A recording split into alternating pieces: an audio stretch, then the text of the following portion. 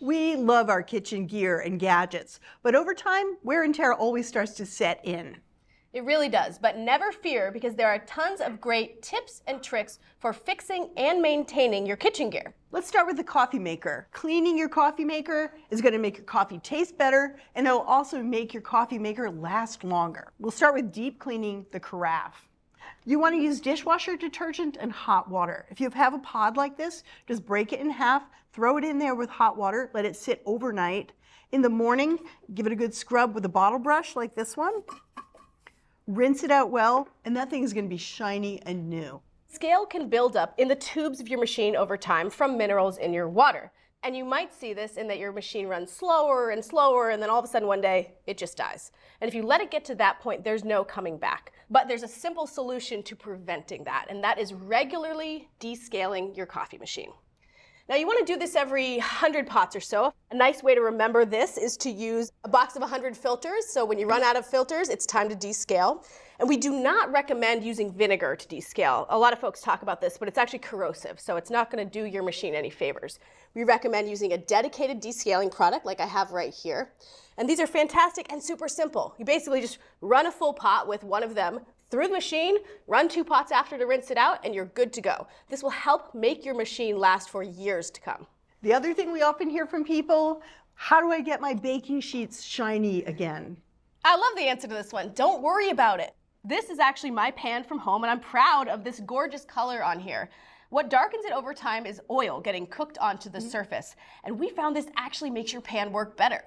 Yeah, we actually did this test where we made the same food on a darkened pan and on a shiny new pan. That darkened pan made the browning deeper and it worked faster. Just make sure to keep an eye on it because your food will cook a little faster in a dark pan. Stand mixers. They're expensive, so it's upsetting if anything goes wrong. First of all, you might see some oil dripping out of your machine, or you might hear the gears running a little bit louder. That's because the gear and the motor are typically housed up in the head of the machine. And if you don't use it, the oil that's there to lubricate everything can actually drip out. But there's a simple solve here. You just have to use it. And you don't even have to make anything. You just have to run it for a couple minutes every 2 months or so to make sure that oil gets incorporated back up into the gears. Yeah, and don't worry, the oil is actually food safe, but it's yucky. You don't want to see it. It's not going to taste good. No, you want it up in the gears where it's supposed to be. The other problem we often see is that food stops mixing very well. You'll see food stuck to the bowl sides and bottom, and the mixer is not reaching them. That's because over time, the adjustment of the height between the tool and the bowl will get a little bit out of whack. Now, some machines, like this one from KitchenAid and a few other brands, allow you to adjust this. Open it up, and there is a screw right here in the neck that you can turn. Just go a quarter turn, put the paddle in the mixer, and then toss in a dime, because it's exactly 1/16 of an inch, and that is the distance you're looking for.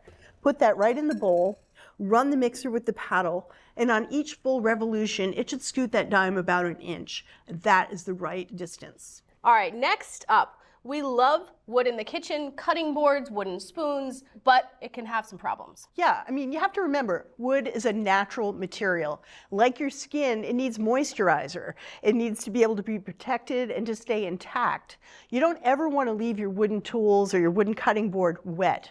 You always want to dry them after you wash them, and you want to store them in a place where there's good air circulation. Luckily enough, there's a quick solve here.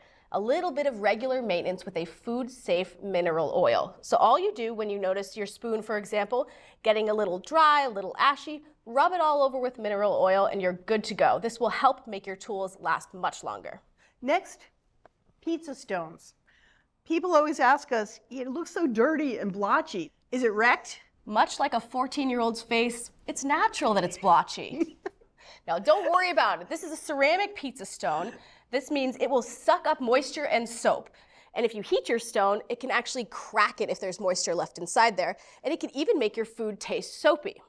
The only thing you need to do is get something to scrape with and scrape off any food that's burned on. Once you've got that off, brush it off, and that's all you need to do. So with these tips and tricks, we hope you'll keep your kitchen gear in top shape. Head to our website for full details. We hope you enjoyed this video as much as we enjoyed making it. Don't forget to hit that like button and subscribe to our channel. And if you're ready to take your cooking to the next level, head over to americastestkitchen.com and get a free all-access trial membership. While you're there, you can sign up for our free email newsletters and download our app. With unlimited access to over 14,000 of our test kitchen recipes and 8,000 product reviews, you'll have everything you need to cook and learn. So I ask, what are you waiting for? Let's make something great together.